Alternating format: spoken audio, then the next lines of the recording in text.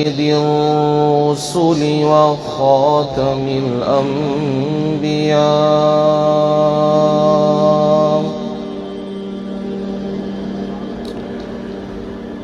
وعلى آله وأصحابه الأتقياء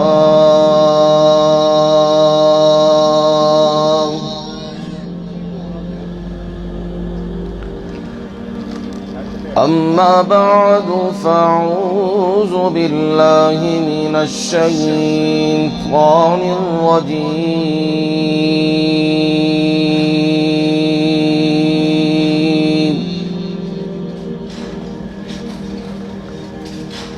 بسم الله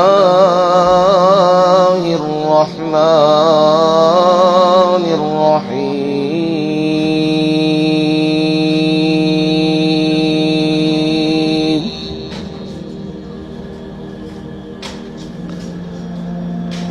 ومن أعرض عن ذكري فإن له معيشة ضنكا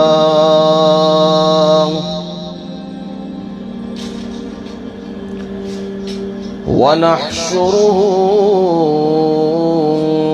يوم القيامة أعمى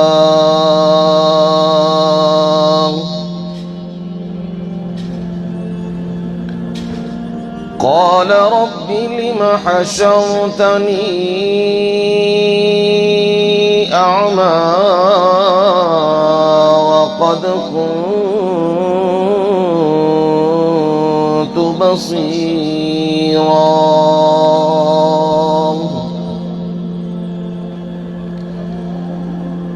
قال كذلك أتتك آياتنا فنسيتها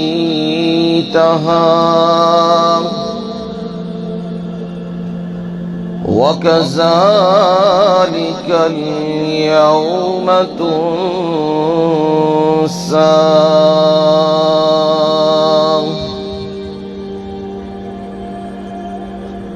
ومن أعرض عن ذكري اور جو شخص جو آدمی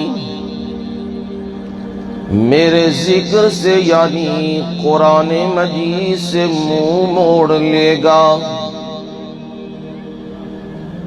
فَإِنَّ لَهُ معیشة ضنکا تو بلا شبہ میں اس کی روزی کو تنگ کر دوں گا، وہ روزی تنگی میں ہو جائے گی۔ وَنَحْشُرُهُ يَوْمَ الْقِيَامَةِ أَعْمَى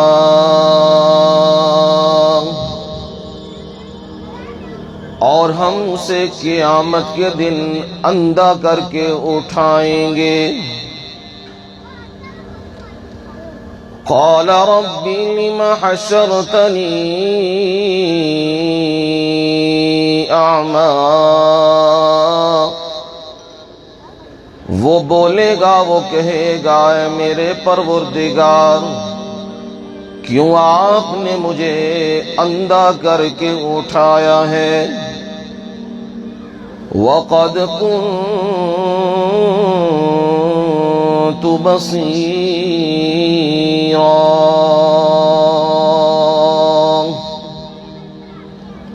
اور میں تو بینا تھا، دنیا میں دیکھنے والا تھا۔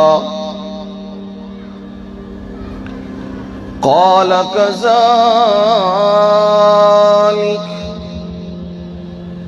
پروردگار فرمائیں گے بات بالکل ایسے ہی ہے، اتتک آیاتنا فنسیتها تیرے پاس ہماری آیات آئی تھی تو تو نے انہیں بھلا دیا تھا. وَكَذَلِكَ الْيَوْمَ تُنسَى. اور اسی طرح آج کے دن تجھے بھی بھلا دیا جائے گا. سبحان ربك رب العزة عما يصفون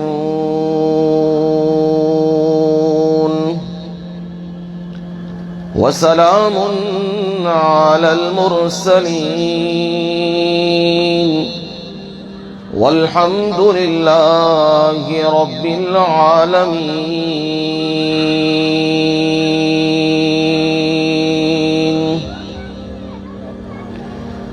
قال النبي صلى الله عليه وسلم إن الله يرفع بهذا الكتاب أقواما ويضع به آخرين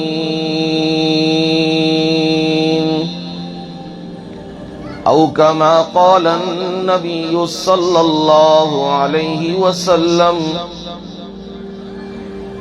نبی علیہ الصلاۃ والسلام نے فرمایا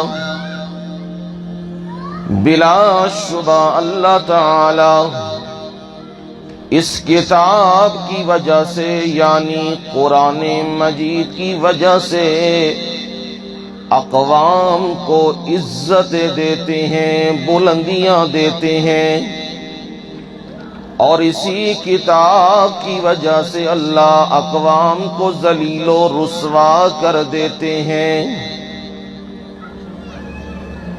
اللہم صل علی محمد وعلی آل محمد كما صليت على إبراهيم وعلى آل إبراهيم إنك حميد مجيد. اللهم بارك على محمد وعلى آل محمد كما باركت على إبراهيم وعلى آل إبراهيم إنك حميد مجيد.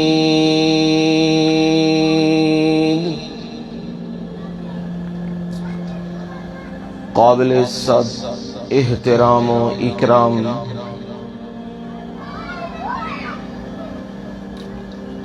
میرے بزرگوں، بھائیوں، عزیزوں، دوستوں، نوجوانوں،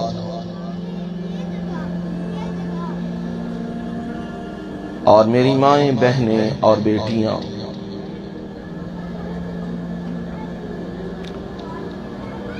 درس قرآن مجید اس کی نسبت سے حاضری ہوئی ہے اور آپ لوگوں کے سامنے قرآن مجید اللہ تعالی کی بابرکت اور لاریب کتاب سے 16ویں پارے میں سے سورہ طٰہٰ کی آیت نمبر 124 سے لے کر آیت نمبر 127 تک آیات آپ کے سامنے پڑھی ہیں، تلاوت کی ہیں، اور ان آیات کا ترجمہ سادہ سے الفاظ میں آپ لوگوں تک پہنچا دیا ہے. نبی علیہ السلام کے فرامین میں سے، فرمودات میں سے ایک فرمان عالی وہ بھی آپ کے گوش گزار کر دیا ہے۔ سب سے پہلے تو میں آپ تمام احباب جو اپنی مصروفیات سے وقت نکال کر یہاں تشریف لائے ہیں، اس پرمسرت اور بابرکت اور بارونق موقع پر جب ہمارے برادر مکرم محترم جناب محمد حسن شبیر صاحب، ان کے بیٹے حافظ محب حسن، جس طرح نام خوبصورت ہے ایسے اللہ کام بھی خوبصورت بنا دے۔ ان کی قرآن مجید کی تکمیل کے سلسلے میں اس درس کا اہتمام کیا ہے، اور میں کافی چہرے دیکھ رہا ہوں جو جانے پہچانے ہیں، نئی نسل بھی موجود ہے، بڑے بھی موجود ہیں، مجھ سے بھی بڑے موجود ہیں۔ نصف صدی سے آپ لوگوں کے ساتھ ایک تعلق، ایک نسبت، ایک واسطہ ہے، وہ بھی دین کے لحاظ سے۔ سب سے مقدم اور بہترین رشتہ دین کا ہوتا ہے۔ پہلے والد گرامی اللہ کی رحمت ہوں سیٹھ محمد اسماعیل صاحب پر، حاجی محمد یونس صاحب پر، حاجی محمد ایوب صاحب پر، مرزا محمد عنایت صاحب پر، یہ وہ لوگ ہیں جو ہماری مسجد اس کے بنیادی لوگوں میں سے ہیں، اور ان کے گھروں میں آنا جانا، ان کی عورتیں الحمدللہ ثم الحمدللہ دیندار عورتیں ہیں، اور اسی نسبت سے مجھے خوشی ہے کہ ان کے خاندانوں میں یہ قرآن و سنت کا سلسلہ جاری و ساری ہے۔ اللہ مزید توفیق عنایت فرمائے کہ ہم اپنی اولادوں کو قرآن مجید کی تعلیم اس زیور سے آراستہ کریں، اور حقیقت یہی ہے جب تک یہ دولت اپنی اولاد کو نہیں دیں گے، آپ کی اولاد آپ کی قدر و منزلت کو پہچان نہیں سکے گی۔ میں الحمدللہ ثم الحمدللہ دینی محافل میں بھی ایک جمع غفیر ہے، اس میں بھی اپنا ورک کرتا ہوں، کام کرتا ہوں، اور کالجز، یونیورسٹیوں وہاں بھی پڑھاتا ہوں، جاتا ہوں، تو میرا دونوں طرف تعلق واسطہ ہے، دین کی طرف بھی اور دنیا داری کی طرف بھی۔ اور ہمارے والد کی یہی کوشش تھی، خالی مسجد والا معاملہ بھی نہیں ہونا چاہیے اور خالی دنیا داری بھی نہیں ہونی چاہیے۔ اس لیے مجھے وہ وقت یاد ہے، اللہ کی رحمتیں ہوں حاجی محمد یونس صاحب پر، وہ باقاعدہ مسجد میں پہلے آیا کرتے تھے، دنیا داری کے رموز و اسرار سیکھنے کے لیے نہیں۔ اس وقت والد گرامی نئے نئے آئے تھے اور وہ قرآن مجید پڑھنے کے لیے آیا کرتے تھے۔ سیٹھ محمد اسماعیل صاحب اللہ کی رحمتیں ہوں، وہ والد گرامی سے بیٹھتے تھے، گفتگو کرتے تھے، فارسی کے بڑے ماہر تھے اور قرآنی علوم کو جانتے تھے۔ مرزا محمد عنایت صاحب اللہ کی رحمتیں ہوں، قرآن سے بڑا لگاؤ تھا، محبت تھا۔ مجھے کتنے یاد ہیں، آج بھی صفحات گھر میں پڑے ہوئے ہیں جو وہ اکثر اوقات لکھ کے سوالات بھیجا کرتے تھے کہ مجھے قاری صاحب آپ کے علم پہ اعتماد ہے اور میں یہ سوال کافی جگہوں پہ میں نے پوچھا ہے پر مجھے اطمینان نہیں ہو رہا، مجھے اس کا جواب دے دیجئے۔ اور پھر جب جواب ملتا تھا تو بڑے خوش ہوتے تھے اور بہت احترام کرتے تھے۔ اس وجہ سے دینی گھرانہ بھی ہے، علمی گھرانہ بھی ہے، اور دنیاوی معاملات کو بھی الحمدللہ اللہ نے اپنی فکر اور سوچ میں رکھا ہوا ہے۔ اس لیے میں احباب سے یہ پہلے کہتا ہوں کہ اپنی اولاد سے آپ حق کا جب ڈیمانڈ کرتے ہیں تو سب سے پہلے یہ تو دیکھو آپ نے انہیں ڈیلیور کیا کیا ہے۔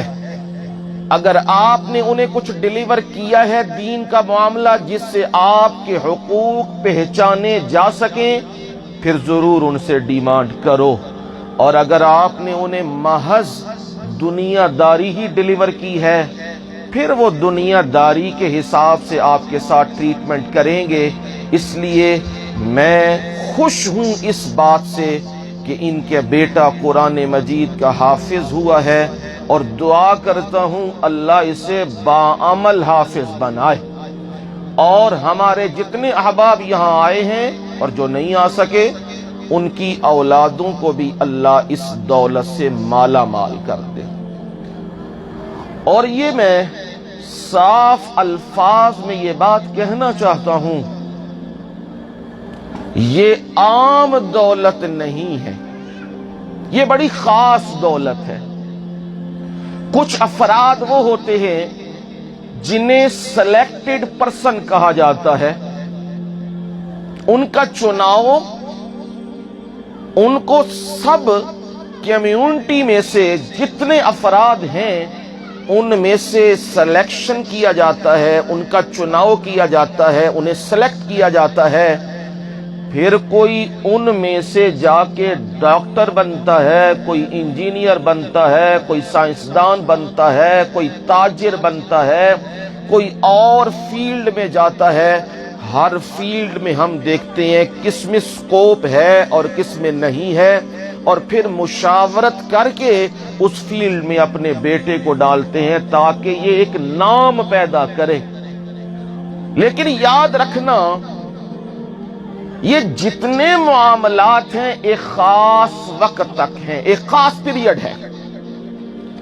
جب وہ پیریڈ جسے عمر کہا جاتا ہے وہ مکمل ہو جاتی ہے، سارا معاملہ فنش ہو جاتا ہے، ختم۔ ڈاکٹری بھی گئی، سائنسدانی بھی گئی، انجینئرنگ بھی گئی، تاجر بھی گیا، سب گئے، اور جو کچھ انہوں نے محنت کی، ڈگریاں لیں، سب ڈگریاں یہاں موجود ہیں، یہیں رہ گئی ہیں۔ ہاں ایک سلیکشن وہ ہے جو میرا رب خود کرتا ہے۔ سینے ہیں نا، اور ان سینوں کے اندر، ان صدور کے اندر کس کے اندر وہ کوالٹیز موجود ہیں کہ اللہ تعالی اس سینے میں قرآن کو جمع کر دیتا ہے، یہ رب پروردگار دیکھتا ہے۔ تو اللہ پھر پروردگار سلیکشن کر کے وہ سینے نکالتے ہیں۔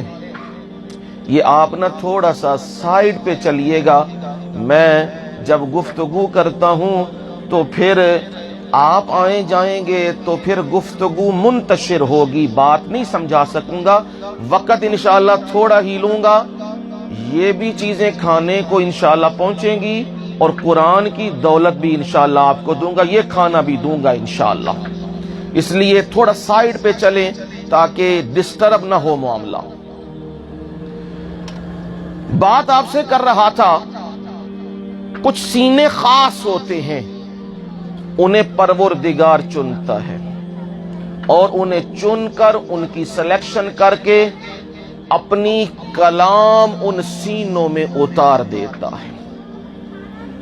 اور پھر کچھ خاص لوگ ہوتے ہیں جن سے اللہ قرآن مجید اپنی کتاب، اپنے میسج کی خدمت لیتا ہے کہ ان کے ذریعے قرآن مجید وہ کلام الہی آگے لوگوں تک ڈیلیور ہوتی ہے اور انسانیت فائدہ اٹھاتی ہے۔ रसूलुल्लाह सल्लल्लाहु अलैहि वसल्लम ने फरमाया, खैरुन नास मैं यनफउन नास, इंसानों में से सबसे ज्यादा बेहतरीन आदमी वो होता है जिससे इंसानियत फायदा उठाती है। और इंसानियत के लिए सबसे बेहतरीन चीज है किताबुल्लाह। याद रखिए, जिस बॉडी के साथ मैं बैठा हूं और जिस बॉडी के साथ आप बैठे हैं, इस बॉडी की वैल्यू सिर्फ और सिर्फ उस वक्त तक है जब तक इसके अंदर रूह मौजूद है। हमारी गुफ्तगू, हमारी बातें, हमारा नॉलेज, हमारा आना जाना, बैठना उठना सारा उस वक्त तक है जब तक इसके अंदर रूह मौजूद है। जो ही रूह परवाज करती है, फौरन जितना भी कीमती इंसान क्यों ना हो, जितना भी आला बंदा क्यों ना हो, बस यही कहा जाता है कि अब सारी चीजें इधर और इनकी तैयारी की जाए, कफन का बंदोबस्त किया जाए और फिर मिट्टी के सुपुर्द कर दिया जाता है, क्योंकि उस बंदे की अब कीमत खत्म हो गई है, उसका दुनिया में अब मकाम नहीं है, काम उसका खत्म हो चुका है। तो जाहिर बात है, इतनी कीमती चीज अंदर मौजूद है तो फिर कीमती चीज का ध्यान भी रखना चाहिए कि नहीं? ये सवाल है ना, ये क्वेश्चन है। तो जवाब उसका ये है, कीमती चीज को मेरे समेत कोई बंदा भी अपने घर की दहलीज पे नहीं रखता। सोना है ना हमारे यहां वो कीमती है, डॉलर पाउंड है वो हमारे यहां कीमती है। तो कोई भी मुझ समेत ऐसा नहीं है जो ये कहे कि सोना भी, हीरे जवाहरात भी, बाकी चीजें भी दहलीज के बाहर रख दें। हम क्या करते हैं, उन चीजों को अलमारियों के अंदर, सेफों के अंदर छुपा के रखते हैं ताकि किसी की नजर न पड़ जाए। ये कीमती चीजें हैं, दुनियावी माल है।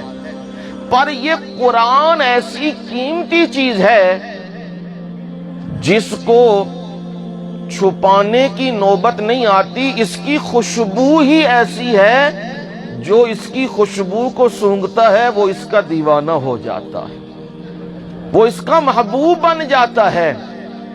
दुनिया की दौलत खर्च करने से कम होती है, कुरान की दौलत ऐसी है खर्च करने से और बढ़ती है और ज्यादा होती है। और ये कीमती चीज आप इस कीमती चीज के सुपुर्द करें तो फिर मामला बनेगा। मेरी मुराद है रूह। आप देख रहे हैं, जिस्म के लिए तो बंदोबस्त किए जा रहे हैं कि जी सूप भी इस्तेमाल करना है, जी खाना भी खाना है, और खाने में जी सुबह जी हम जी नाश्ता करेंगे, गदाइया अरबी में से कहते हैं गदाइया, वो भी नाश्ता भी करेंगे। और जी दोपहर का खाना वो जी वो भी हम करेंगे, अरबी में उसे कहा जाता है फतूर। सुबह का नाश्ता वो फतूर, और दोपहर गदाइया, और शाम अशाइया, ये अरबी में उसे कहा जाता है। इसे हम लंच भी कहते हैं, डिनर भी कहते हैं, ब्रेकफास्ट भी कहते हैं, ये हमने नाम उसे दिए हैं। 3 टाइम हम प्रॉपर बनाए हुए हैं, सुबह भी खाना है, दोपहर को भी खाना है, शाम को भी खाना है। और किसी दिन मूड आ जाए तो हम कहते हैं लो जी आज फिर जरा किधरे बाहर हो जाए, डिनर हो जाए। अब लो जी जगह ढूंढो कौन सी, कोई कहता है जी वो पीसी पे जाना है, कोई कहता है स्काईवेज पे जाना है, कोई कहता है कहां जाना है, कोई कहता है कहां जाना है, वहां भी पहुंचते हैं। और फिर भरपूर बंदोबस्त करते हैं, अकेले नहीं जाते। क्या करते हैं, दोस्त अहबाब को भी साथ लेते हैं और अपने आइज़्ज़ा अकरेबा को भी साथ लेते हैं, और बतलाते भी हैं फलानी जगह के ऊपर खाना बड़ा बेहतरीन है, और सारे लोग पहुंचते हैं। ये किसको आप खाना दे रहे हैं? इस बॉडी को, इस जिस्म को दे रहे हैं। कभी ये भी सोचा है इस बॉडी के अंदर ये कीमती चीज है रूह, اسے بھی کھانا دینا ہے، اسے بھی غذا ہم نے دینی ہے، اور وہ غذا کیا ہے؟ وہ اس کی غذا قرآن مجید ہے۔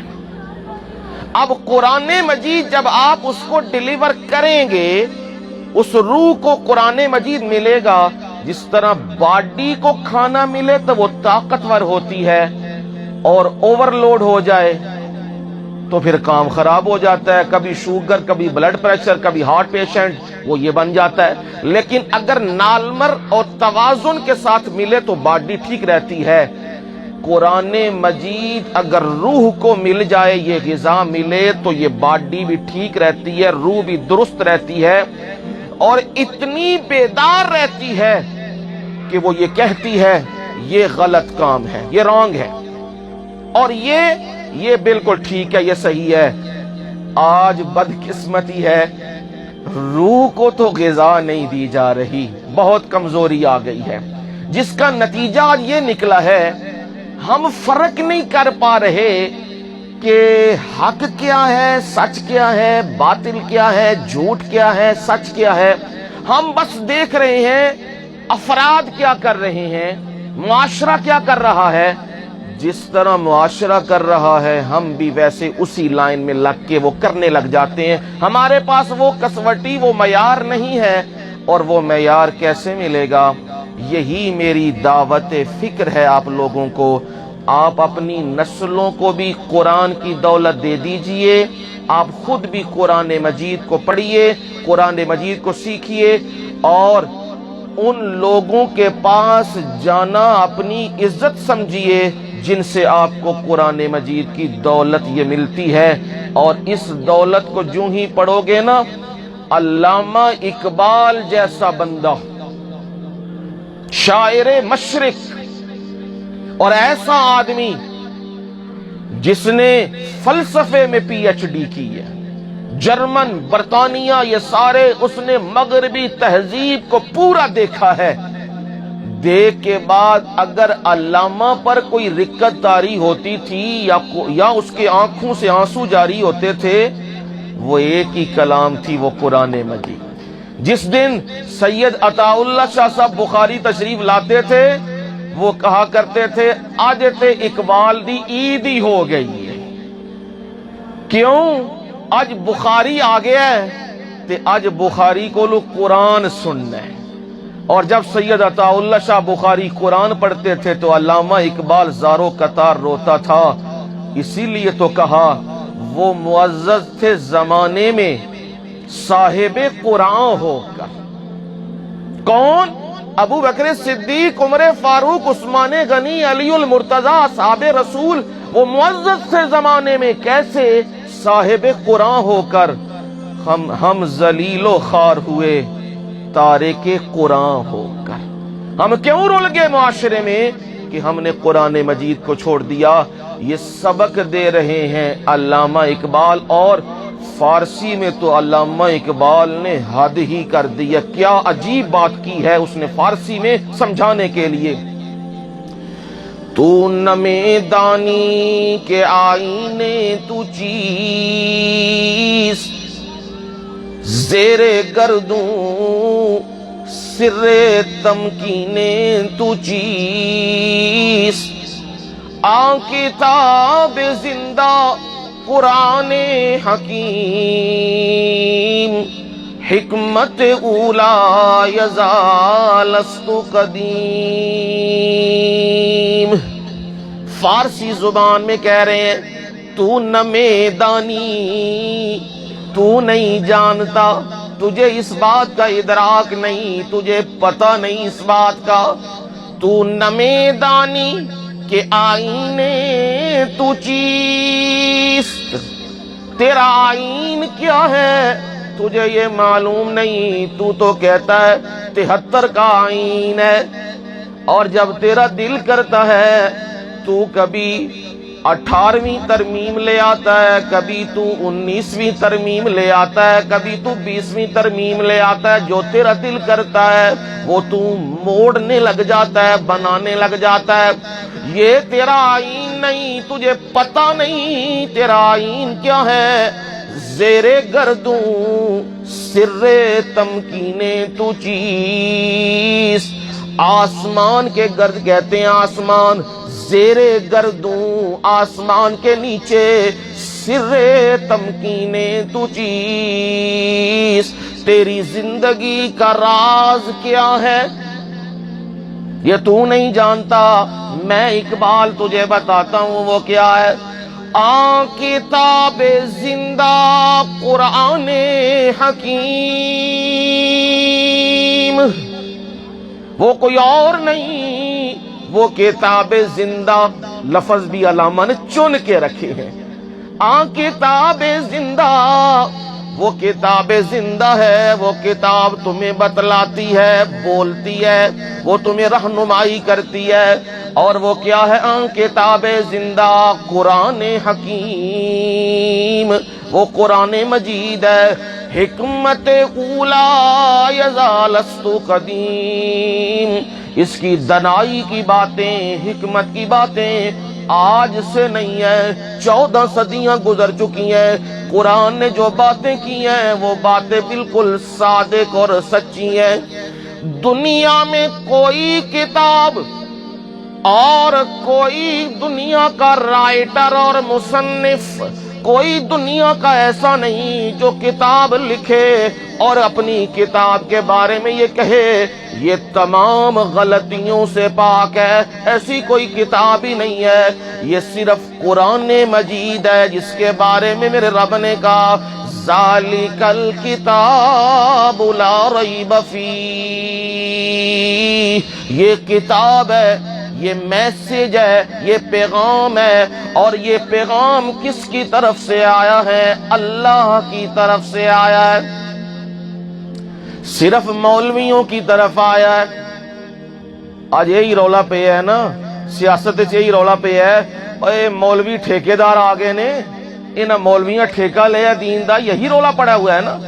یہ مولویوں کے لیے صرف نہیں آیا، یہ حافظوں قاریوں کے لیے صرف نہیں آیا، یہ ساری دنیا کے لیے آیا. اور میرے رب نے سورہ یونس میں 11واں پارہ گھر میں جا کے دیکھیں قرآن مجید کیا کہہ رہا ہے. یا ایھا الناس قد جاءتکم موعظۃ من ربکم وشفاء لما فی الصدور وہدی ورحمۃ للمؤمنین.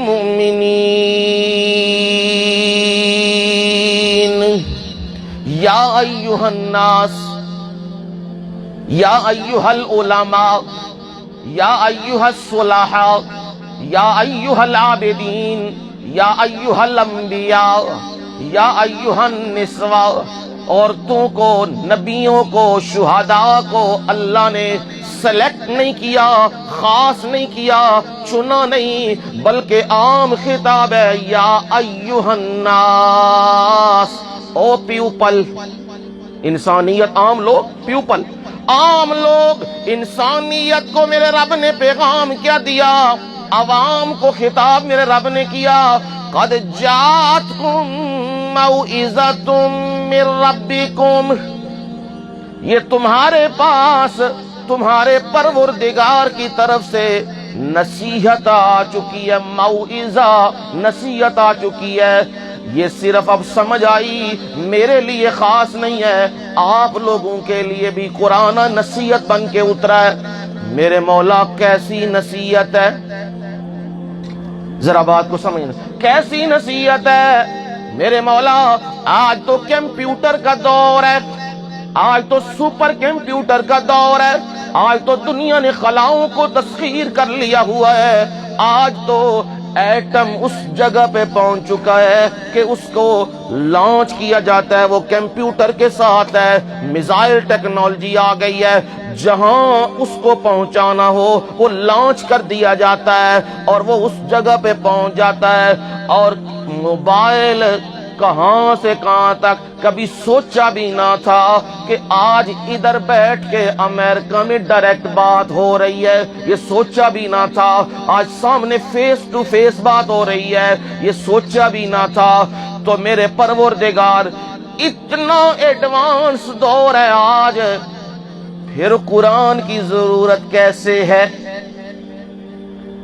پھر قرآن کی ضرورت کیسے ہے؟ میرے رب نے کہا قرآن صرف نبی کے دور کے لیے نہیں ہے، قرآن تو ہر زمانے کے لیے ہے۔ اور قرآن مجید نے جو بات کی ہے وہ بالکل درست اور صحیح بات ہے۔ قرآن مجید نے بات کی ہے، سمجھائی ہے بات۔ میرے رب نے کہا من اعرض عن ذکری فإن له معیشة ضنکا۔ لو قرآن تم سے بات کرنے لگا ہے، لو قرآن تمہیں نصیحت کرنے لگا ہے، لو قرآن تمہیں سمجھانے لگا ہے، جو بات رب نے کی ہے وہ بات کس طرح آج پوری ہو رہی ہے؟ فرمایا جو بندہ